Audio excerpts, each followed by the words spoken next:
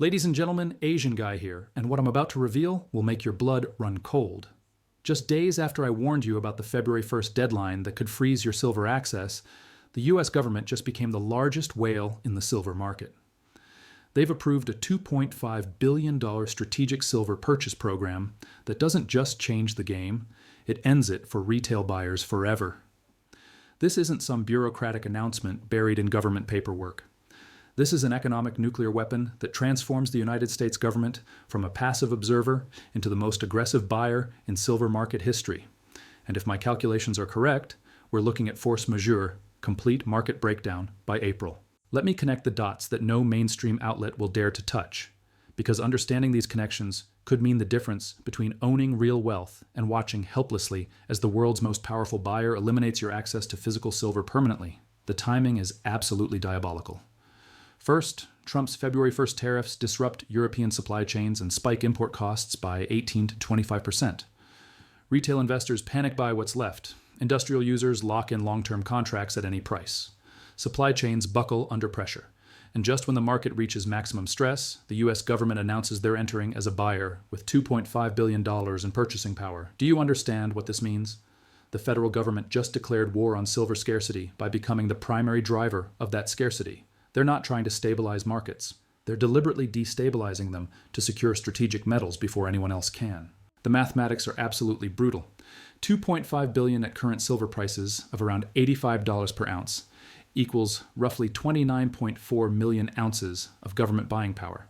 That represents 3.5% of annual global silver production, concentrated in the hands of a single buyer who doesn't care about price, doesn't negotiate, and never sells. But here's what makes this truly terrifying. Government buyers don't purchase gradually over time like normal investors. They issue blanket purchase orders to multiple dealers simultaneously, creating instant demand shocks that overwhelm supply chains designed for steady, predictable flow. When the Strategic Petroleum Reserve needs oil, they don't shop around for good deals.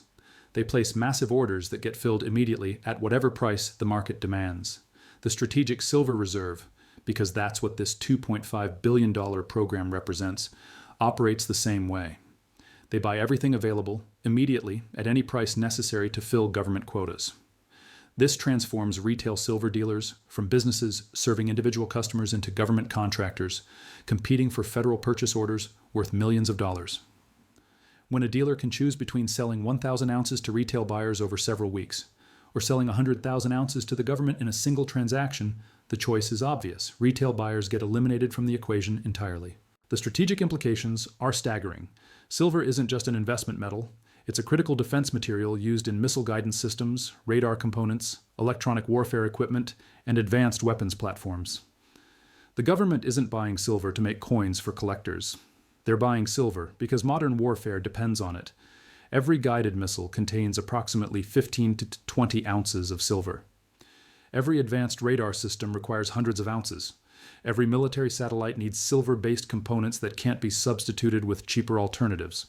When the Pentagon calculates defense readiness, they're calculating how much silver they control. The $2.5 billion program represents enough silver to build approximately 1.5 million guided missiles, or outfit the electronic systems for 300 advanced fighter jets. That's not speculation. That's the mathematical reality of defense procurement in a world where military technology depends on precious metals. But the civilian industrial implications are even more devastating for supply availability. Every electric vehicle requires 2 to 3 ounces of silver. Tesla alone needs 50+ million ounces annually to meet production targets. When the government starts competing with Tesla for the same finite silver supply, someone gets cut off. And it won't be the government. Solar panel manufacturers face immediate existential crisis. Each panel requires approximately half an ounce of silver paste for conductivity. The green energy transition that politicians constantly promise depends entirely on silver availability. When government strategic purchases remove 30+ million ounces annually from civilian markets, solar installations become mathematically impossible to scale. The electronics industry faces supply chain apocalypse. Smartphones, computers, medical devices, 5G infrastructure, all of it requires silver components that can't be substituted without massive performance degradation. When silver becomes a strategic government stockpile rather than an industrial commodity, civilian technology advancement stops. Mining companies are celebrating this announcement because guaranteed government purchases at premium prices solve their profitability concerns permanently. But miners can't increase production overnight. It takes 3 to 7 years to develop new silver mines or expand existing operations. So government demand gets satisfied by reducing civilian supply, not increasing total production. The exchange-traded fund implications are terrifying for paper silver holders. ETFs like SLV hold silver in trust for shareholders, but when the government exercises emergency purchase powers, those trusts can be borrowed for national security purposes. Your paper silver position becomes a patriotic donation, whether you agree or not. COMEX registered inventory, silver available for immediate delivery, has already dropped to critically low levels under normal market conditions. Adding massive government purchase pressure to an already stressed system pushes registered inventory towards zero. When that happens, the exchange implements force majeure provisions. Force majeure means the exchange admits it cannot deliver physical silver to fulfill existing contracts. Instead of delivery, they settle in cash at whatever price they declare fair. Paper silver becomes worthless overnight, while physical silver becomes priceless because it's unobtainable at any price. My calculation for April force majeure is based on current depletion rates accelerated by government purchase velocity. Registered inventory drops by approximately 2 to 3 million ounces monthly under normal conditions. Government purchases could accelerate that depletion to 8 to 10 million ounces monthly. At that rate, registered inventory reaches zero by early April. The international retaliation is already beginning. China announced reciprocal strategic mineral purchases within hours of the U.S. program announcement. Russia followed with their own silver accumulation program.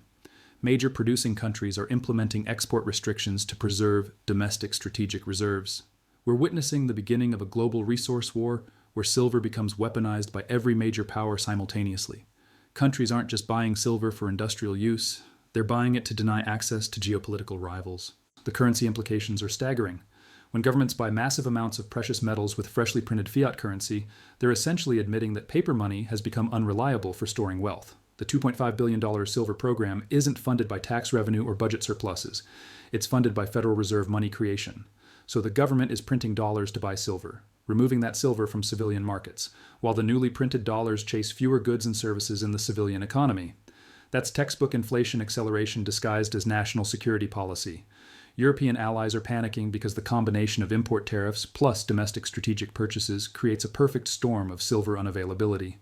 NATO countries that depend on American military technology suddenly realize their defense capabilities depend on metals they can no longer access at reasonable prices. The dealer network is transforming as small coin shops become government contractors overnight.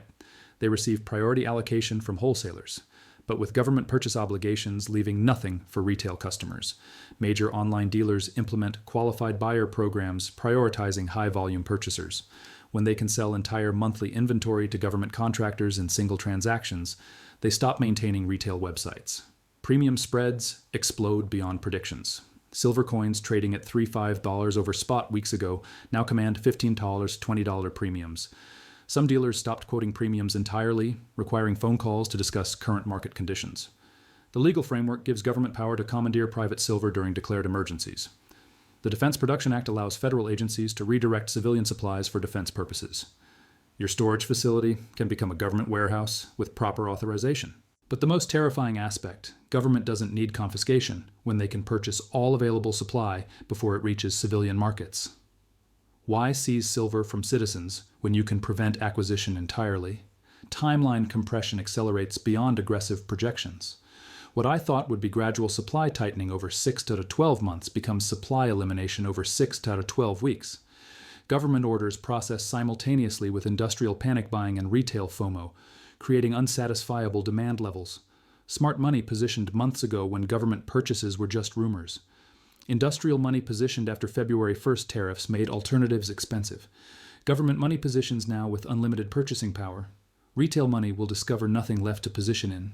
The psychological warfare is brilliant and ruthless.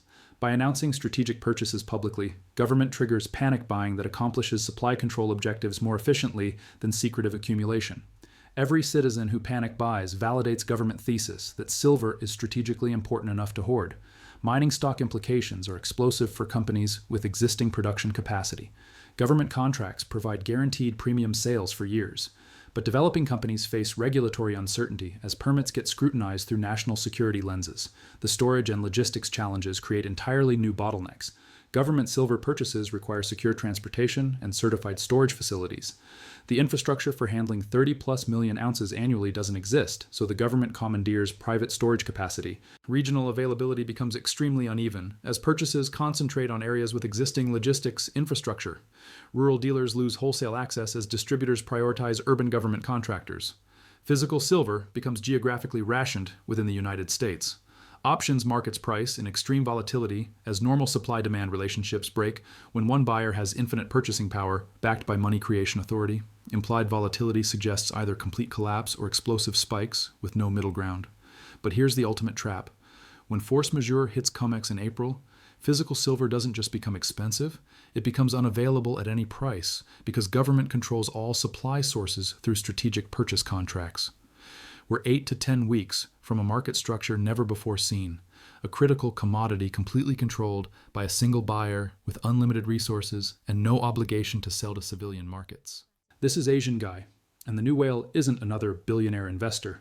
It's the US government armed with $2.5 billion purchasing power and legal authority to commandeer whatever they can't buy. The countdown to force majeure has begun. Your window to secure physical silver before government purchases eliminate civilian access is measured in days, not weeks.